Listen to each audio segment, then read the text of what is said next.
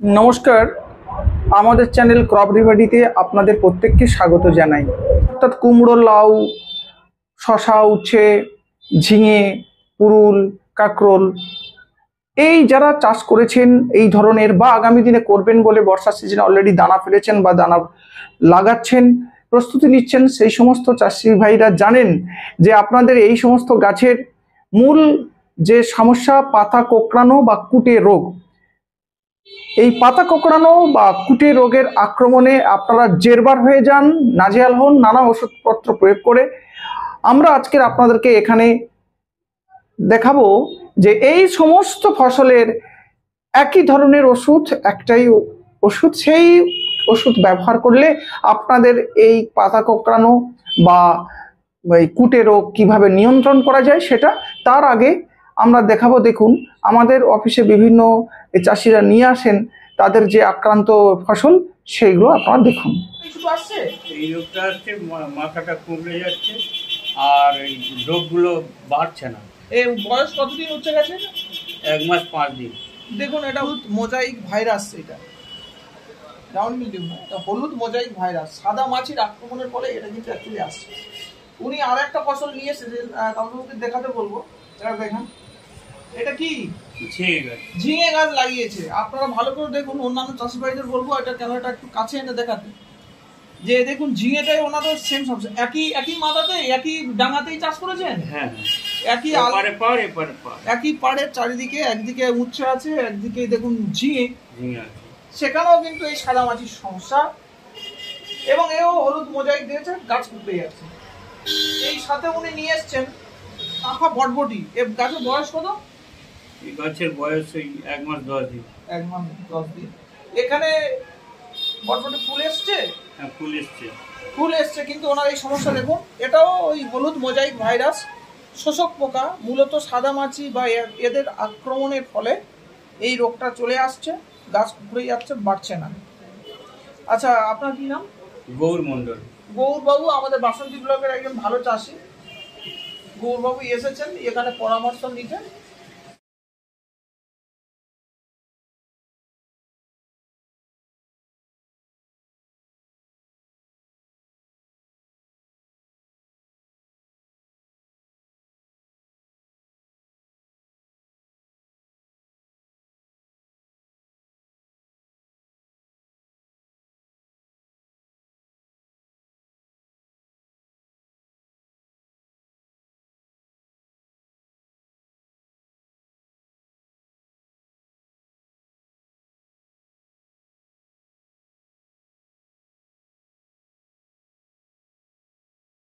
দেখলেন বিভিন্ন ফসলের এই যে পাতা কোঁকড়ানো বা কুটে বা পাতা কুঁকড়ে উপরের দিকে যাচ্ছে এবং হলুদ এই মোজাইক ভাইরাস লেগে পাতা কুঁকড়ে যাচ্ছে, এই লিফ কার্ল ভাইরাস এর আক্রমণ আপনারা দেখলেন।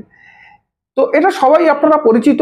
কিভাবে এর প্রতিকার ব্যবস্থা নেবেন, দেখুন একটা কথা আপনারা একদম মাথায় গেঁথে নিন, যে এই সমস্ত সবজি যে চাষ করেছেন সেখানে যদি এই যে ভাইরাসের আক্রমণ হয়, সেই ভাইরাসের আক্রমণ হলে ভাইরাসের কোনো ওষুধ আজ পর্যন্ত তৈরি হয়নি।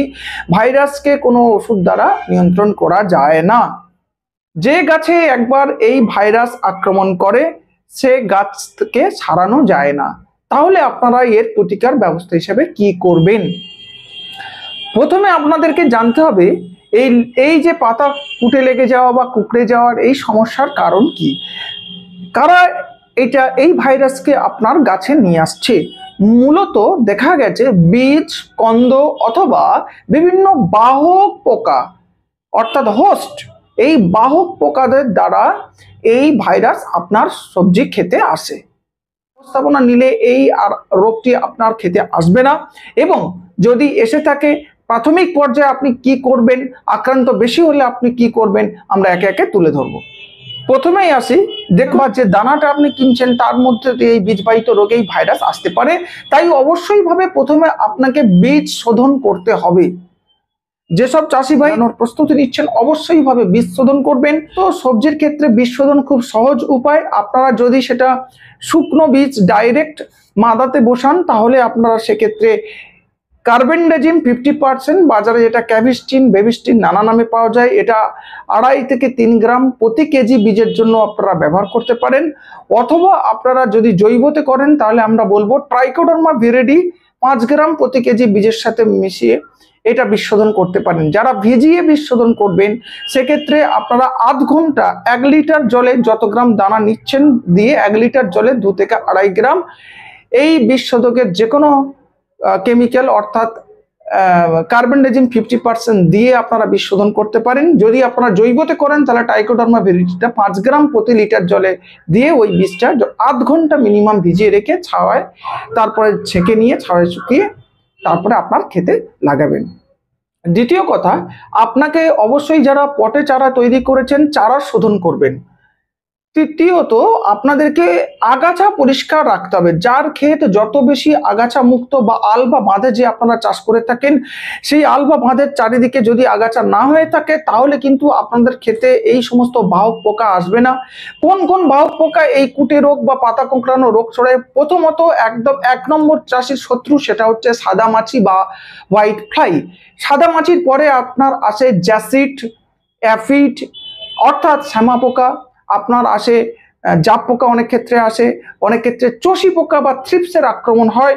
এই সমস্ত বাহক পোকা বা সাকিং পেস্ট বলা হয়, রস শোষককারী এই সমস্ত পোকা আপনার ক্ষেত্রে কিন্তু এরা এই ভাইরাসটাকে আপনার গাছে নিয়ে আসে।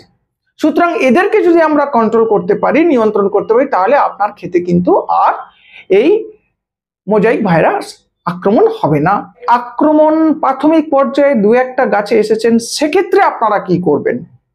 প্রথমত, যে গাছে আক্রমণ হবে সেই আক্রান্ত গাছটাকে অবশ্যই ছোট অবস্থায় যদি হয় তুলে ক্ষেতের বাইরে ফেলে দেবেন।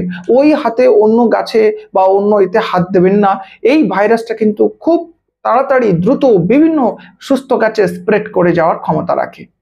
দ্বিতীয়ত কি করব? ছোট চারা গাছ থেকে নিম তেলের ব্যবহার, অ্যাজাডিরেক্টিন 10,000 ppm প্রতি লিটার জলের জন্য 2 মিলি। এই নিম তেলের ব্যবহারটা আপনারা যদি চারা গাছ থাকে তাহলে আপনারা প্রতি 15 দিন অন্তর একবার করে স্প্রে করুন। যদি আপনাদের গাছ বড় হয়ে যায়, ফুল ফল আসছে, ফলন্ত গাছ হয়, তাহলে সেক্ষেত্রে আপনারা 10 দিন অন্তর একবার করে নিম তেল স্প্রে করবেন। নিম তেলের কাজ কি? এরা বিতাড়ক হিসেবে কাজ করে, রেপিলেন্ট, অর্থাৎ আপনার গাছে এই বাহক পোকাকে, শোষক পোকাকে, সাদা মাছিকে, জাপ পোকাকে, থ্রিপস বা চষি পোকাকে আসতে দেবে না। প্রাথমিক পর্যায়ে যদি প্রথম থেকে মেরে রাখেন, প্রচুর আক্রমণ হয়ে গেছে তারপরে নিম তেল মারছেন, সেক্ষেত্রে খুব কম কাজ করবে। এই জন্য নিম তেলটা একদম প্রথম থেকে আগাম ব্যবস্থা হিসাবে এটা ব্যবহার করতে পারেন। ট্রিসেলিয়াম লেকানি 5 ml প্রতি লিটার ব্যারেলের জন্য ব্যবহার করুন। এটা সাদা মাছি, চষি পোকা, থ্রিপস বিভিন্ন এই যে পোকাকে এরা নিয়ন্ত্রণ করে, খুব ভালো কাজ দেয় জৈবের মধ্যে।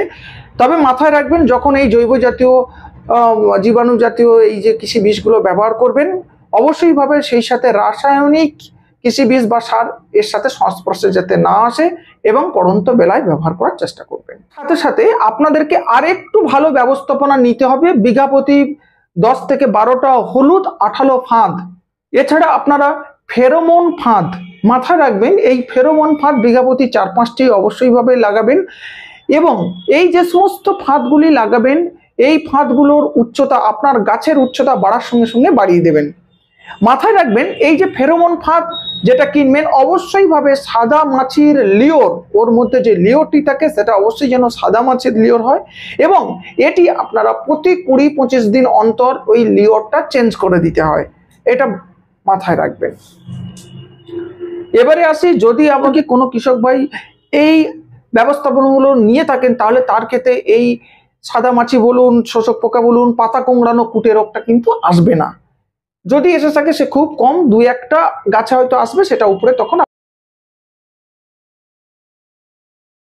যদি আক্রমণ প্রচুর এসে গেছে, কি করে নিয়ন্ত্রণ করবেন? সেক্ষেত্রে আপনারা রাসায়নিক কৃষি বিষ ব্যবহার করতে পারেন। অ্যাফিডোপাইরিফেন 50 GLDC, এটা আপনারা সাদা মাছি নিয়ন্ত্রণ দারুণভাবে কাজ করে। 1.5 ml প্রতি লিটার জলে গুলে এটা আপনারা স্প্রে করতে পারেন।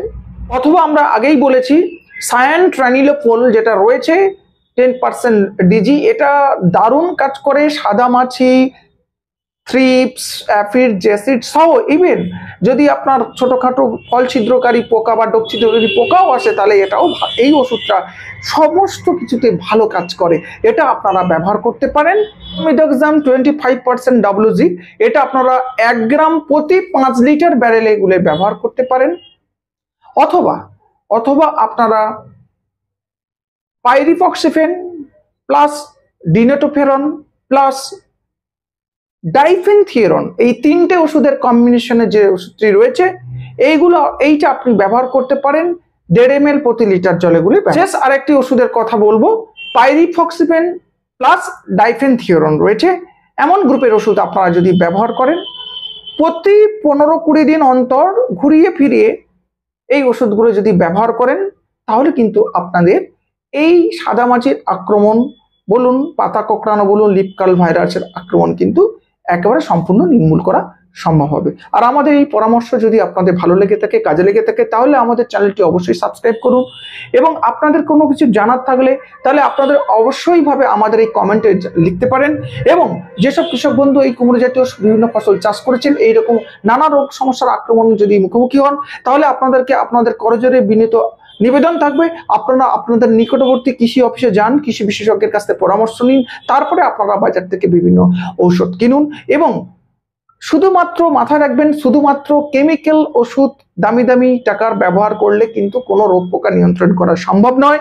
আপনাদেরকে একটা হলিস্টিক অ্যাপ্রোচ নিয়ে ব্যালেন্সলি এগোতে হবে। সেখানে জৈব ব্যবহার করতে হবে, রাসায়নিক ব্যবহার করতে হবে, আপনাকে খোল ব্যবহার করতে হবে, জৈব ছত্রাকনাশক মাদাতে প্রয়োগ করতে হবে। এই সমস্ত অ্যাপ্রোচ, আগাছা পরিষ্কার রাখতে হবে, এই সমস্ত যদি আপনারা মেনটেন করেন, তাহলে কিন্তু আপনাদের প্রোডাকশন খুব ভালো হবে, গাছ খুব সুস্থ সবল থাকবে এবং প্রচুর পরিমাণে ফলন ভালো পাবেন। ধন্যবাদ, ভালো থাকবেন।